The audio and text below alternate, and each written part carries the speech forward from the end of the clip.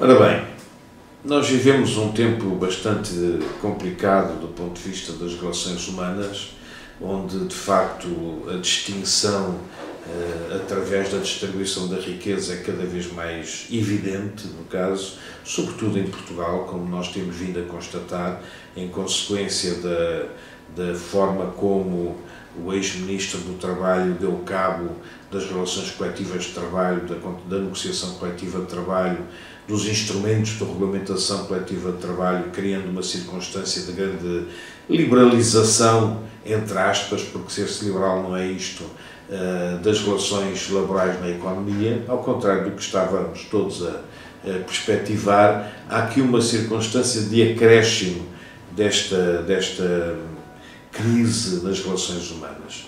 E a circunstância de acréscimo nesta crise das relações humanas tem a ver com a transferência para o interior de Portugal de uma problemática que efetivamente não é portuguesa, no caso. E não é portuguesa porque não há... É duvidoso que existam sequer caucasianos em Portugal. É francamente duvidoso.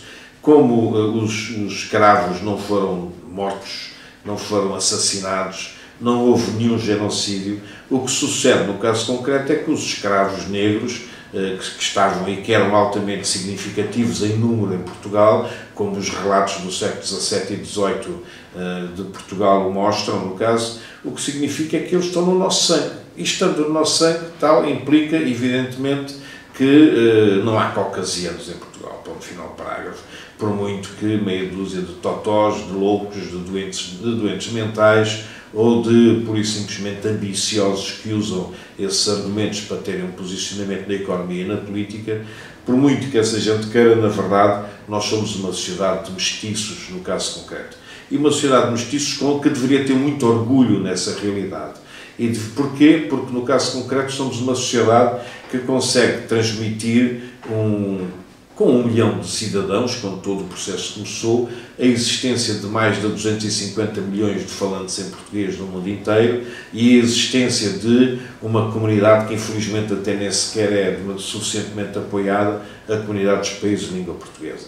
A realidade é que sempre houve, basta ler Luís de Camões e basta recordar o que ele escreveu sobre os velhos do Restelo, no caso, é evidente que sempre houve em Portugal quem achasse que o nosso cantinho era o melhor do mundo e não deveríamos sair deste cantinho por nenhuma razão.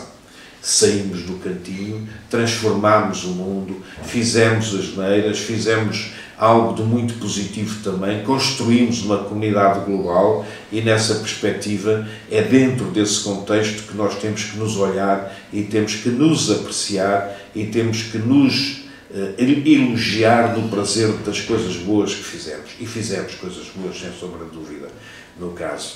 E nessa expectativa está o espanto de ver como, inclusivamente, tão poucas pessoas são capazes de assumir a sociedade miscigenizada que nós somos, assumir a evidente integração e inserção social, cultural, política, económica e étnica que nós, no caso concreto, temos vindo a construir.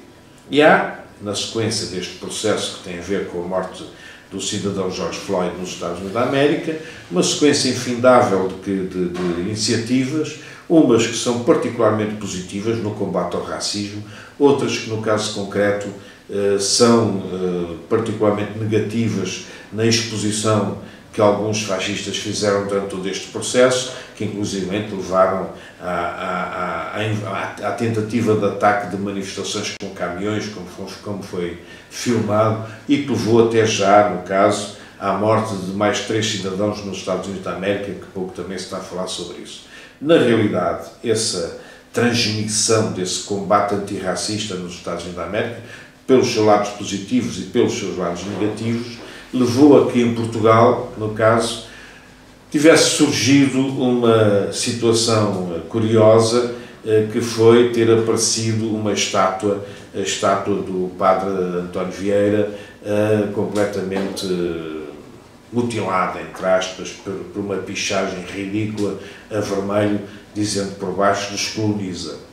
Pela frase e pela pichagem, pela cor, tudo é contraditório. É muito difícil que uma pichagem a vermelho seja de esquerda, quando em baixo esteja a frase descoloniza num sentido crítico, porque evidentemente a esquerda, ao longo dos anos, desde a Primeira República, convém recordar, desde a Primeira República, que defende a descolonização do espaço imperial português e a criação de lógicas interrelacionais diversas dentro desse espaço. Portanto, comecemos por aqui.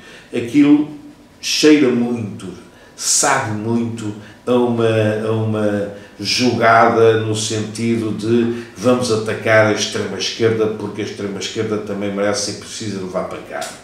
Portanto, descoloniza pintada a vermelho com a estátua do Padre António Vieira pintada a vermelho é surreal. Porquê? Porque o Padre António Vieira não é um padre. O Padre António Vieira é um cidadão que combateu, no caso, o racismo no seu tempo, porque, entre outras coisas, era também mestiço, filho de uma cidadã branca, caucasiana, e de um cidadão mestiço, ou de índio ou de negro, não se tem a certeza, mas que ele era mestiço, essa tem-se a certeza. E combateu, no caso, a favor dos direitos dos índios e combateu contra a escravatura, no caso concreto, o que leva a que seja muito difícil que seja um cidadão. Opa, há cidadãos de esquerda ignorantes, é um facto, mas é difícil que seja um cidadão de esquerda que tenha feito aquela pichagem sobre a estátua do Padre António Vieira. Mas o importante não é isso. O importante mesmo é esta noção de que, seja à esquerda, seja à direita, no caso, o importante mesmo é esta noção de se querer destruir o passado. Não se destrói o passado. O passado não se destrói. O passado está no nosso ADN. O passado está no nosso cérebro. O passado está nas nossas memórias. O passado está nos nossos livros. O passado está na nossa estatuária, o passado está nas nossas obras públicas, no caso, e é surreal agora nós estarmos a imaginar apagarmos esse passado. Não tem ponta para onde se pegue. Então teríamos que acabar com o convento de Mafra, porque foi construído com quase escravos lá a fazerem aquelas obras. É completamente surreal, é totalmente absurdo.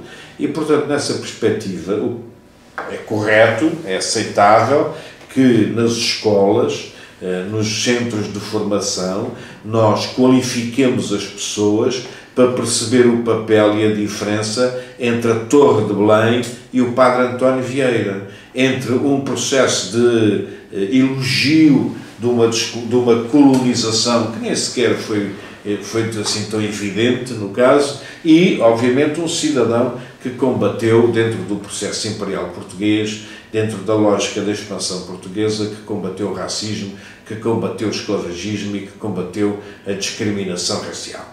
E, portanto, é tudo absurdo nós estarmos num processo em que, infelizmente, seja necessário vir de fora algo que nós por cá já resolvemos intimamente no seio da cidadania.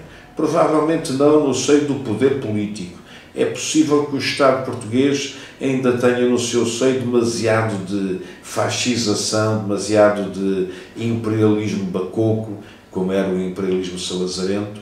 É provável, mas na verdade na cidadania, a cidadania já resolveu isso há muito tempo. Somos uma sociedade mestiça, ponto final, parágrafo, e parabéns aos portugueses por sermos uma sociedade mestiça.